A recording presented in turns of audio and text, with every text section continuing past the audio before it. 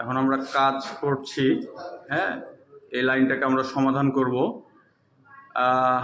এই মাত্র 3টা ফেজ খোলা হয়েছে এখান থেকে। এই যে দেখতে পাচ্ছেন আপনারা, এই 3টা ফেজ মাত্র খুলেছি, এমনি তার কিছুই খোলা হয়নি। হ্যাঁ, এই যে এখানে সমস্যাগুলো দেখেন, এখানে সমস্যাগুলো হচ্ছে, এই যে ভালো করে দেখলে বোঝা যাবে। হ্যাঁ, এই যে এখানে দেখেন মরিচা পড়ে গেছে, এগুলা কিন্তু একবারে লুজ কানেকশন।